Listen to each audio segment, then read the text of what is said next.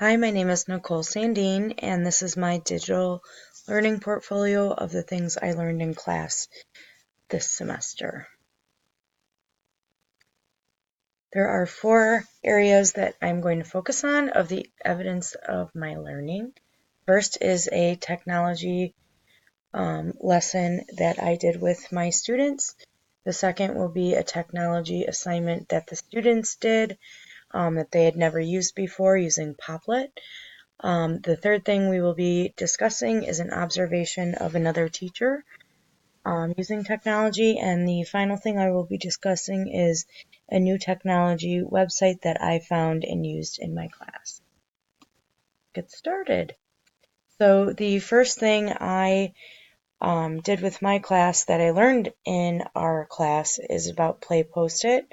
I created one on chemical reactions where they are learning what chemicals reactions are, what they aren't. So I asked a lot of formative assessment type questions, multiple choice, and a couple of short answer about what chemical reactions they've seen in their own lives besides baking, which is the one that the video talks about. So the standards that this focused on was the WIDA standard of the language of science, and then the NGSS standard is analyzing and interpreting data on properties of substances before and after they interact to determine if a chemical reaction occurred. So this lesson was really focusing a lot on the vocabulary of chemical reaction, products, reactants, how the chemical makeup looks, and also how the atoms and molecules rearrange to create new things in a chemical reaction. So some of the pros was it was a great way to present information to them differently, had great visuals and individualized. I really like the way that you can go at your own pace for this, and the students can, pause the video, answer the question. I do wish there was a feature where it would rewind a little bit before they press play again because it becomes a little bit choppy and hard to understand.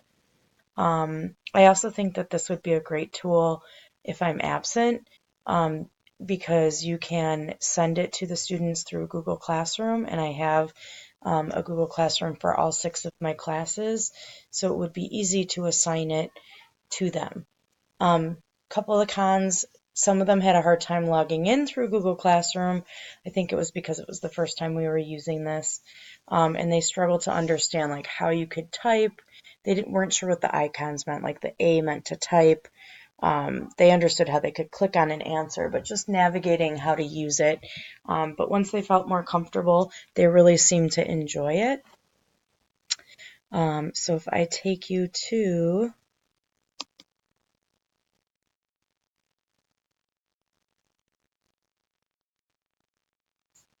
the next slide here is going to show you our actual play posit so you can see it's all about the kitchen chemical reactions. And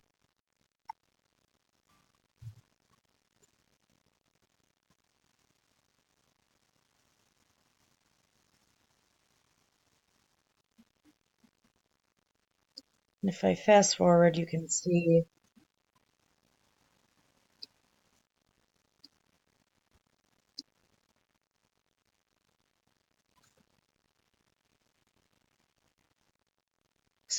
the question that I asked, what kind of mixtures have you made based on the definition she just gave? So they can answer it and submit it to me. I like how it compiles all the data and I can see what the students answered as well. I can't wait to use it again. The second thing that I want to talk to you about is Popple.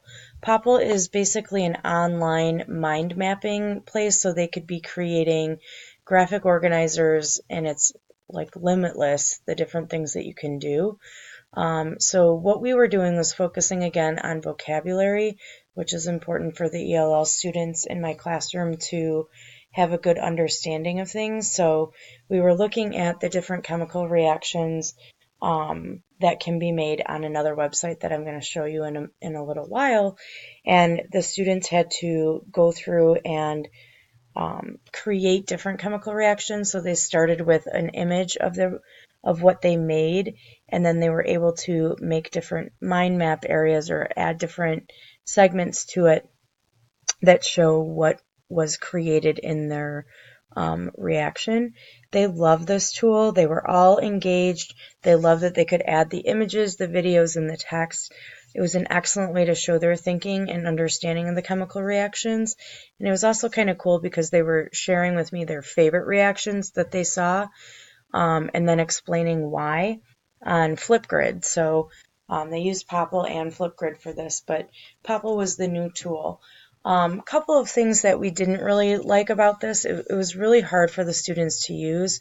Popl is excellent if you have an iPad or some kind of device where you can manipulate the screen, and our district uses Chromebooks, so we didn't really have that feature. But when they were logging in, Popl doesn't, our students' emails are all numbers, and Popl doesn't recognize only number usernames. So the students had to create a new email address, or use their home address and then their school email to log in, which was kind of confusing for some of the kids. So we ended up creating a Google Doc so that if we go to use Popl again, they'll remember what their username and password is that they created for the site. Also, and I don't know if this was network issues or if it was where our building is, and we're under construction right now at Gemini. But a lot of them had a hard time logging in, so there was lag time. But once we went one table at a time instead of everyone logging in at once, that seemed to solve the problem. And if I take you to the website, another issue, so when they go to log in, I've already created an account. This was another issue that we found, that it says, well, your Flash player is not up to date. But if they clicked on it and then press allow, it wasn't a problem. But here you can see, here's an example of a student that he created. So his favorite reactions, you can see the two different ones that he was able to make, and add an image to it. What I would like to also show is my example. So I created sunblock. So here's my picture, and then I explain the atoms and the atomic symbol that goes along with it. So that's something I'd like to see them all do more of. And to create a new Popl, you just click on New Popl, and you can make it attached to the one you started or start a new one. What's also really nice about this is the students can collaborate together on a Popl, so many kids can be on their own device, but they can all be working together, which is good for the ELL students, because then they can be manipulating the screen, and maybe if they're at a level 1 or 2 with their speaking, they might feel more comfortable getting to work that way. It is a great tool, though, and I would like to use it again if we can figure out a way to make it faster for the students to log in. We did find as the day went on, it was easier for them to log in, so not sure why, really.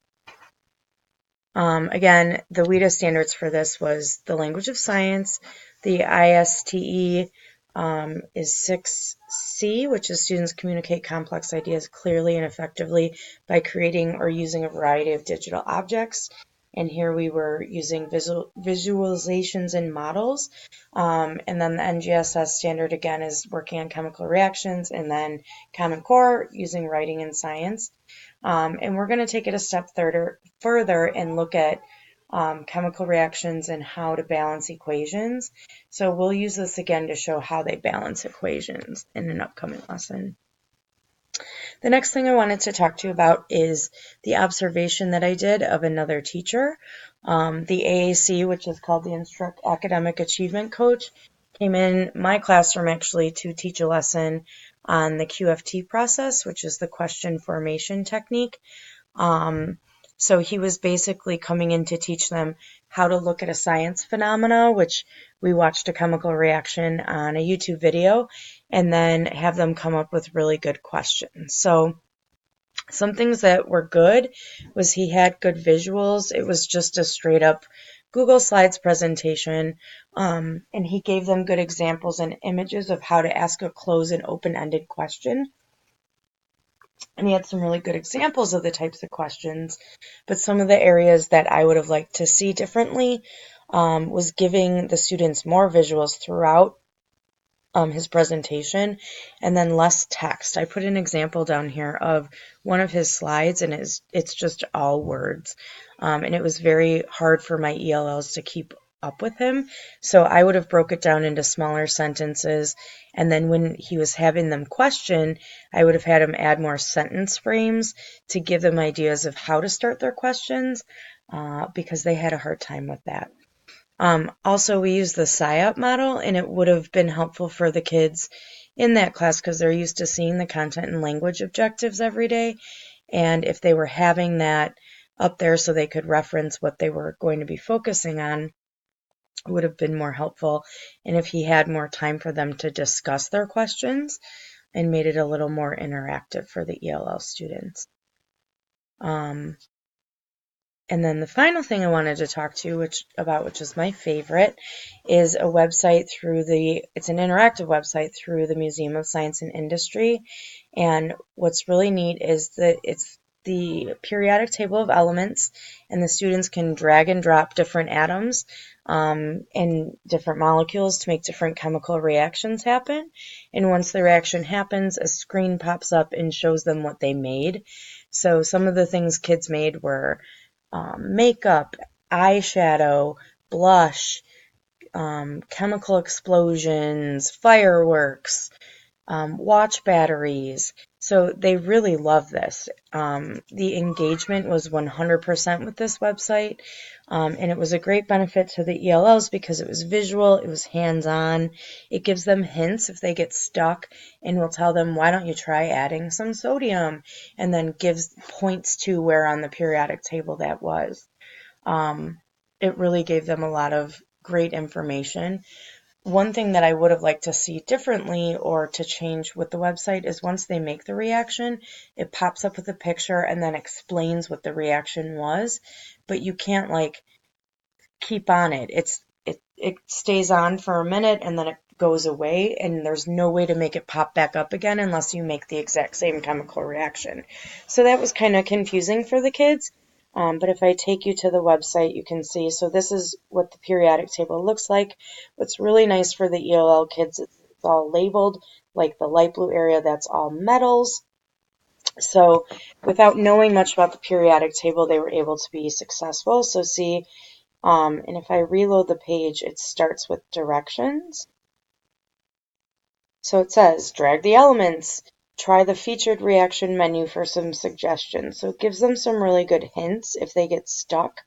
And the featured is up here, so it gives them a little bit more information. So, and then if they don't know what the metals are or what the elements are, they can just click around to see. But of course, a lot of them were excited to see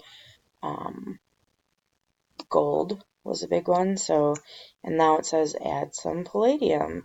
So then you find the PD and connect it together. Of course, it doesn't want to work.